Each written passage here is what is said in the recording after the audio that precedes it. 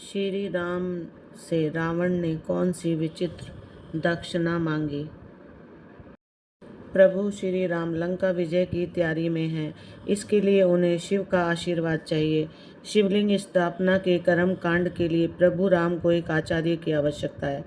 ऐसा आचार्य जो शैव वैष्णव दोनों ही परंपराओं से पूर्ण अवगत हो।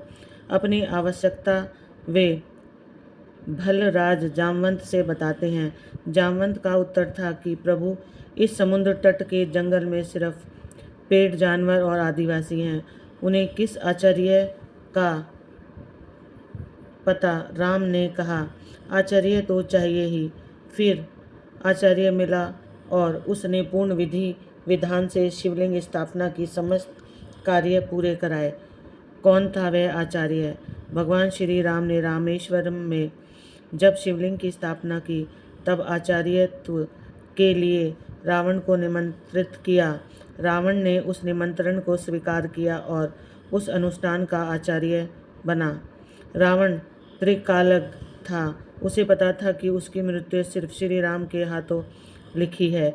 वह कुछ भी दक्षिणा मांग सकता था, पर उसने क्या विचित्र दक्षिणा मांगी, आज हम लोग इस रोचक कथा के माध्यम से जानेंगे। तो आइए इस कहानी को वीडियो के माध्यम से सुनते हैं। रावण से कैसे करें आग्रह। प्रभु श्री राम की आज्ञा थी। जामवंत मनन करते रहे। आचार्य के लिए जो नाम उनके ज्ञान में था, उसकी स्वीकृति सहमति की बात दूर, उससे आग्रह को लेकर भी मन में दुविधा थी।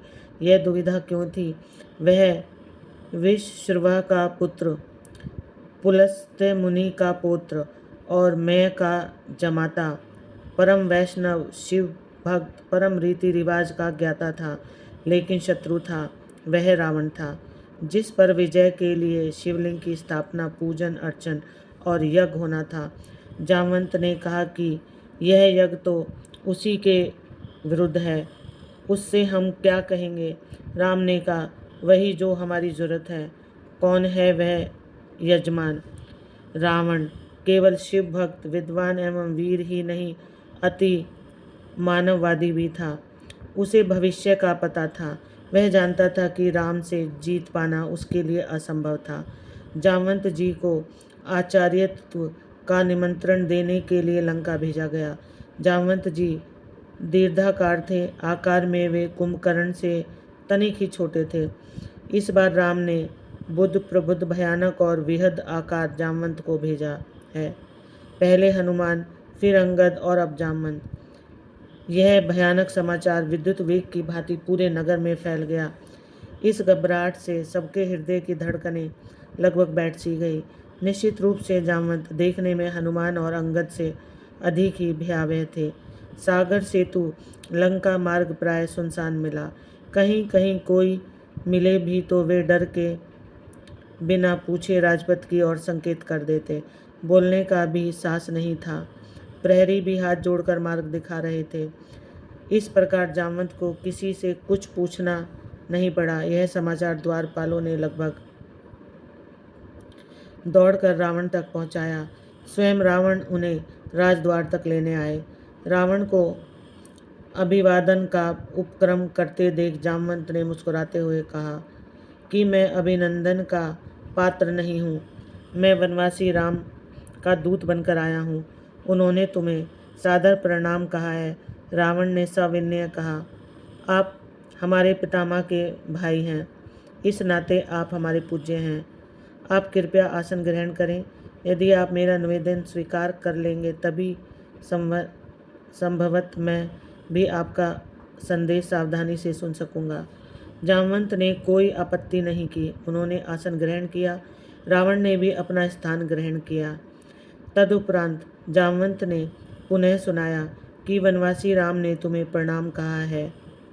वे सागर सेतु निर्माण उपरांत अब यथाशीघ्र महेशलिंग विग्रह की स्थापना करना चाहते हैं।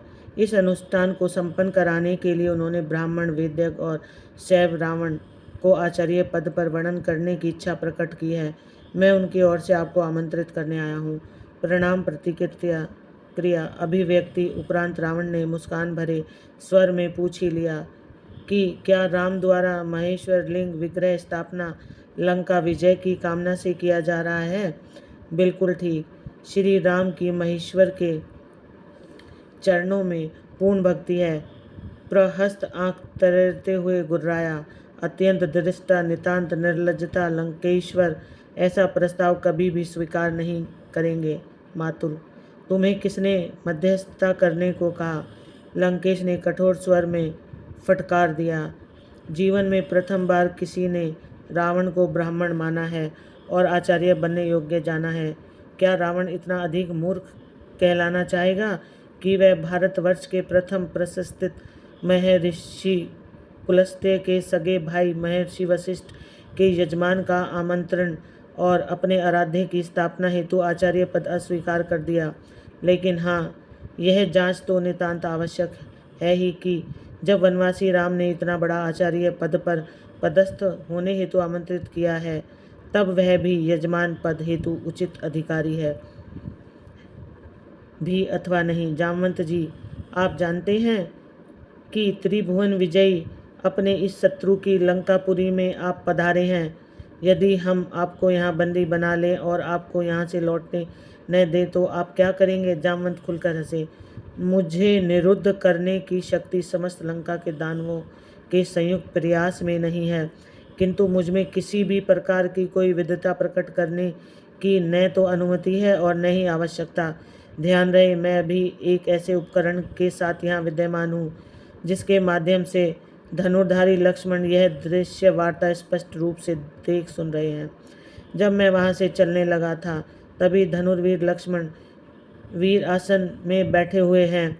उन्होंने आचमन करके अपने त्रोण से पशुपता अस्त्र निकालकर संघान कर लिया है और मुझे से कहा है कि जामवंत, रावण से कह देना कि यदि आप में से किसी ने भी मेरा विरोध प्रकट करने की चेष्टा की तो यह पशुपात अस्त्र समस्त दानव कुल के संहार का संकल्प लेकर तुरंत छूट जाएगा। इस कारण भलाई इसी में है कि आप मुझे अविलंब वांछित प्रत्युत्तर के साथ सकुशल और आदर सहित धनुर्धर लक्ष्मण के दृष्टिपथ तक वापस पहुंचाने की व्यवस्था करें। उपस्थित दानवगण भयभीत हो गए। प्रहस्त का शरीर पसीने से लथपथ हो गया। लंकेश तक कांप उठे। पशुपात अस्त्र महेश्वर का यह अमोघ अस्त्र तो सृष्टि में एक साथ दो धनुर्धर प्रयोग ही नहीं कर सकते, अब भले ही वह रावण मेघनाथ के त्रोण में भी हो। जब लक्ष्मण ने उसे संघान स्थिति में ला ही दिया, तब स्वयं भगवान शिव भी अब उसे उठा नहीं सकते। उसका तो कोई प्रतिकार है ही नहीं। रावण ने अपने आप को संभाल कर कहा, आप पधारें, यजमान उचित अधिकारी हैं। अपने दूत को संरक्षण देना आता है। राम से कहिएगा कि मैंने उसका आचार्यत्व स्वीकार किया। आचार्य की भूमिका में लंकेश जामवंत को विदा करने के तत्काल उपरांत लंकेश ने सेवकों को आवश्यक सामग्री संग्रह करने हेतु आदेश दिया और स्वयं अशोक वाटिका पहुँचे। जो आवश्यक उपकरण यजमान उपलब्ध न कर सके, जुटाना आचार्य का परम कर्तव्य होता है। रावण जानता है कि वनवासी राम के पास क्या है और क्या होना चाहिए। अशोक उद्यान पहुँचते ही रावण ने सीता से कहा कि राम लंका विजय की कामना हेतु समुद्र तट पर महेश्वर लिंग की स्थापना करने जा रहे हैं। रावण को आचार्य वर्ण किया है। यजमान का अनुष्ठान पूर्ण हो, यह दायित्व आचार्य का भी होता है। तुम्हें विदित है कि अर्धांगिनी के बिना गृहस्थ के सभी अनुष्ठान अपूर्ण रहते हैं। विमान आ रहा है, उस पर बैठ जाना। ध्यान रहे कि तुम वहाँ भी रावण के अधीन ही रहोगी। अनुष्ठान समापन उपरांत यहाँ आने के लिए विमान पर पुनः बैठ जाना। स्वामी का आचार्य अर्थात स्वयं का आचार्य। यह जान जानकी जी ने दोनों हाथ जोड़कर मस्तक झुका लिया। स्वस्थ कंठ से सौभाग्यवती भव कहते हुए रावण ने दोनों हाथ उठाकर भरपूर आशीर्वाद दिया। सीता और अन्य आवश्यक उपकरण सहित रावण आकाश मार्ग से समुद्र तट पर उतरा। आदेश मिलने पर आना कहकर सीता को उसने विमान में ही छोड़ा और स्वयं राम के सम्मुख पहुंचा। जामवंत से संदेश पाकर भाई मित्र और सेना सहित श्री राम स्वागत सत्कार हेतु पहले से ही तत्पर थे। सम्मुख होते ही वनवासी राम आचार्य दशग्रीव को हाथ जोड़कर प्रणाम किया। दीर्घायु भव, लंका विजयी भव। दशग्रीव के आशीर्वचन के शब्द ने सबको चौंका दिया। सुग्रीव ही नहीं, विभीषण को भी अपने उपेक्षा कर दी से वे वहाँ हो ही नहीं। बिना सीता कैसे हो यज्ञ। भूमि शोधन के उपरांत रावण आचार्य ने कहा कि यजमान अर्धांगिनी कहाँ हैं, उन्हें यह स्थान आसन दे। श्री राम ने मस्तक झुकाते हुए हाथ जोड़कर अत्यंत विनम्र स्वर से प्रार्थना की कि यदि यजमान असमर्थ हो तो योगाचार्य सर्वोत्कृष्ट विकल्प के अभाव में अन्य समक्ष विकल्प से भी तो अनुष्ठान संपादन कर सकते हैं। अवश्य अवश्य, किंतु अन्य विकल्प के अभाव में ऐसा संभव है, प्रमुख विकल्प के अभाव में नहीं। यदि तुम अविवाहित, विदुर अथवा परित्युक्त होते तो संभव था। इन सबके अतिरिक्त तुम सन्यासी भी नहीं हो और पत्नी विहीन वानप्रस्थ का भी तुमने व्रत नहीं लिया है। इन परिस्थितियों में पत्नी रहित अनुष्ठान तुम कैसे कर सकते हो? कोई उपाय आचार्य?